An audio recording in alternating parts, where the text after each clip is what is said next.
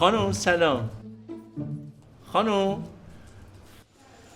سلام جانم، بفرمایید. وای حمید من نمیتونم، تو ادامه بده. ببخشید شما استخدامم داری؟ بله ما یه دستیار میخواستیم، ولی فکر نکنم تیپ و ظاهر شما به کلینیک سرو بخوره. ما میکوبیم از اول میسازیم همه با هم. آره بابا. دستیاری هم که خوراک خودمه. دستیار بودی؟ بله 2 سال. کجا جسارتن؟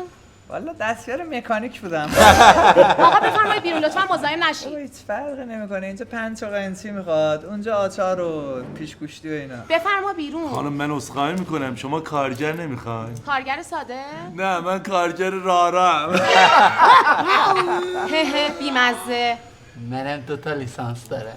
چه جالب، لیسانس چی؟ خانم ببینید یکی از لیسانساش امور جامعه شناسی از دانشگاه چرز نایته، خب یکی دیگه‌ش هم از دانشگاه سلطان سلطان. آقا بفرما بیرون. آبدارچی هم میشه، ما تی هم میزنم. بفرما بیرون. حضرت عباسی همیشه همین بودا. حیف این همه استعداد خانم محترم، بعد میگن فرار مقصد. قدر ندونستم. خداحافظ.